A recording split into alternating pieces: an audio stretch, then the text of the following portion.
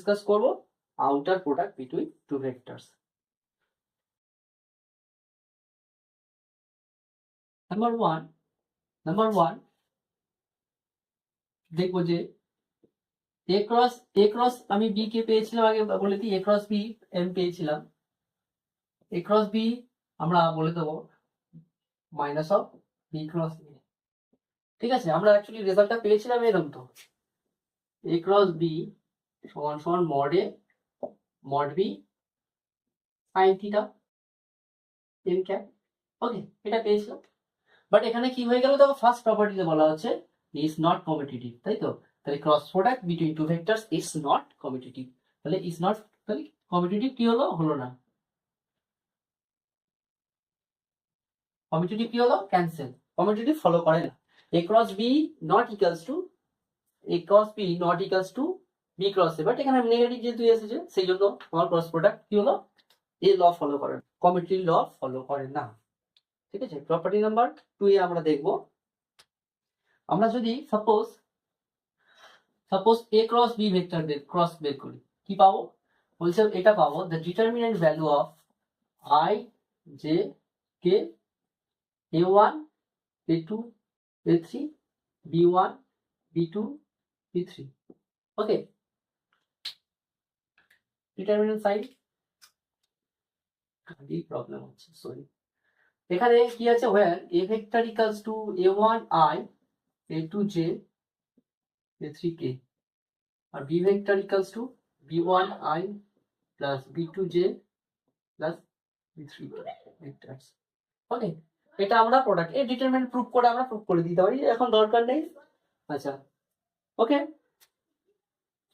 আর number 3 নম্বর property বলছে a cross b, okay, a cross b equals to 0 যদি হয় তাহলে কি ইমপ্লাই করবে, বলছে যে a vectors parallel to b vectors, এটা হতে পারে, অর কি হতে পারে, a vectors equals to 0 or b vector equals two 0।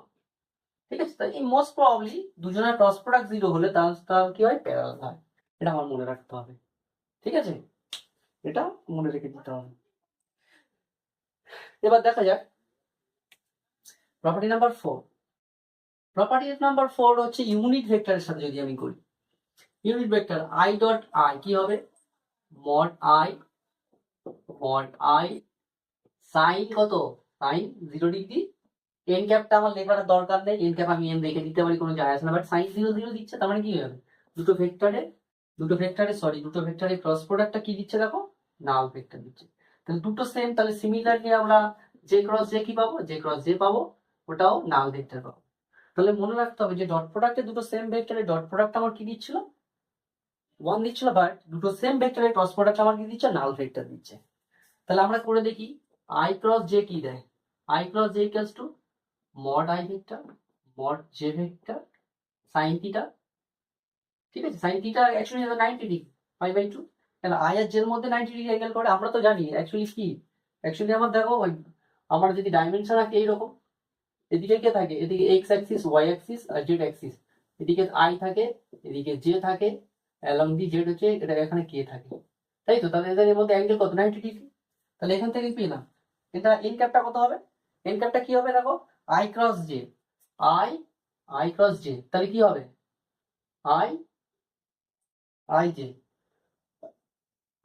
J K, তাহলে আই জে, তাহলে কি হবে, এর সাথে কার সাথে, দুটো ভেক্টরের সাথে পারপেন্ডিকুলার কি হবে, এটা মনে করো এইরকম কন্ডিশন যদি থাকে, ঠিক আছে, এইরকম এদিকে এক্স এদিকে ওয়াই এদিকে জেড, এদিকে আই আছে এদিকে জে আছে, তাহলে কেটা এই দিকে থাকবে, তাহলে পজিটিভ কে, তার মানে এখানে কি এন ক্যাপটা কি পাবো, কে ভেক্টর পাবো। তাহলে এটার ভ্যালু কত, 1, এটার ভ্যালু 1, তাহলে কি পেলাম, আই ক্রস জে, এরকম পেলাম I cross J equals to K, positive কে।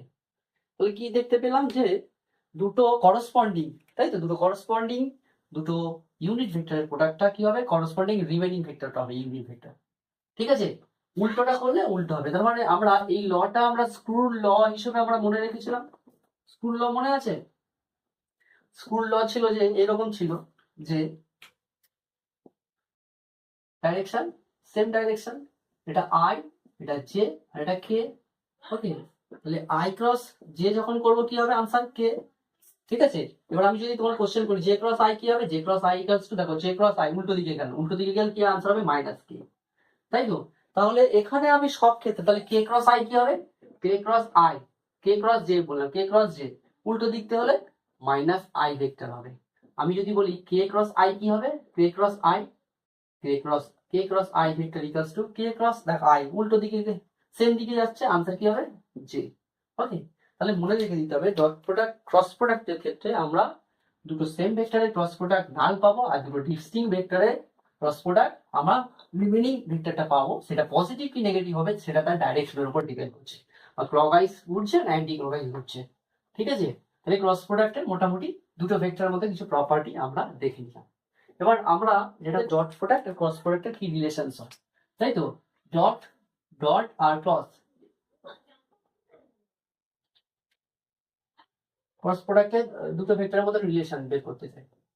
আচ্ছা আমরা কি দেখলাম, দেখো for cross product A cross beta কি পেয়েছি বলো, A cross B equals to mod A mod B sine theta N cap.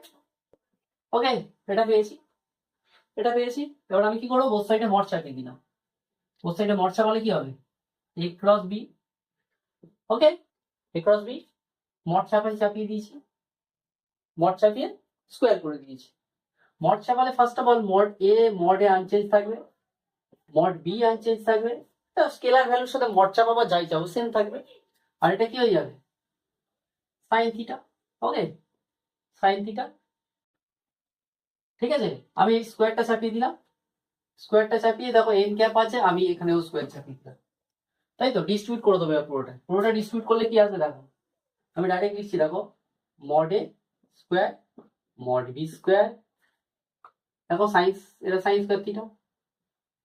আচ্ছা এন ক্যাপের ভ্যালু আমার 1 লেখার দরকার আছে কি, মড চাপিয়ে দিয়ে যাবো স্কোয়ার করে দিয়েছি 1 দেবে, ফর্মুলা ভ্যালু সাইন স্কোয়ার থিটাকে 1 মাইনাস কস স্কোয়ার কনভার্ট করে দাও, কনভার্ট করলে কি হবে mod A square mod B square 1 minus cos square theta, convert করে দাও, কনভার্ট করলে কি হবে mod A square mod B square, এরকম কি করছি দেখো, যে কস স্কোয়ার যে আছে আমি এরকম লিখলাম, দেখো আমি এরকম লিখলাম, আমি এরকম ভিতরে লিখে দিলাম যে আমি লিখলাম mod A mod B cos theta.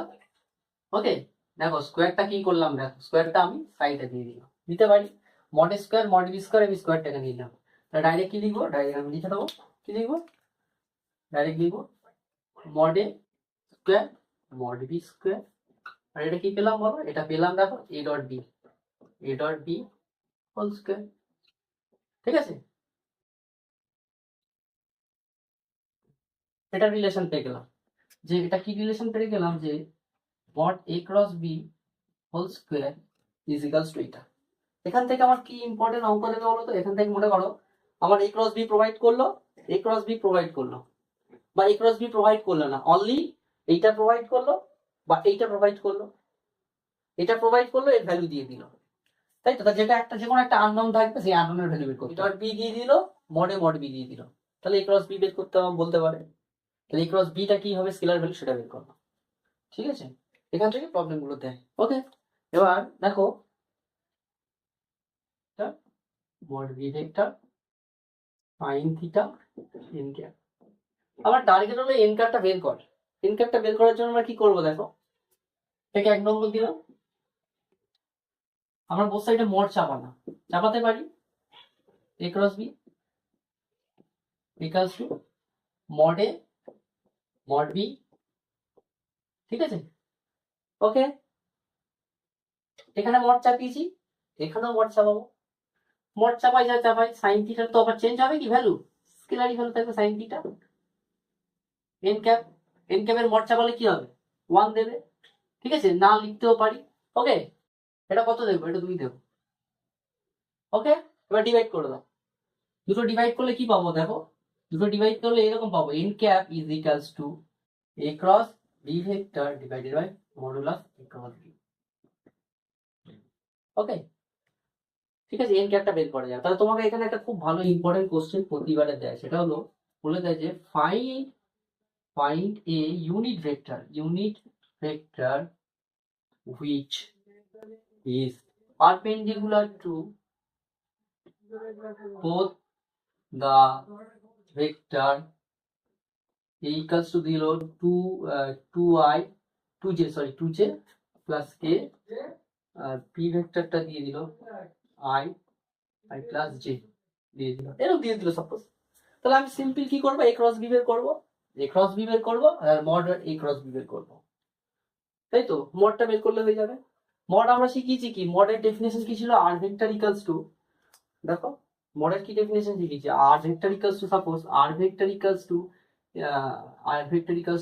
r1i plus r2j plus r3k যদি ভেক্টর হয়, তাহলে মডারটা কি হয়, মডার ভেক্টর ইকুয়ালস টু টোটালটা কি হয়, r1 square plus r2 square plus r3 square হয় না, তাই তো?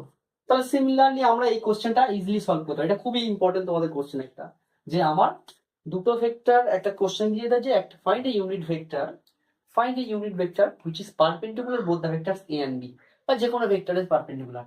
খুবই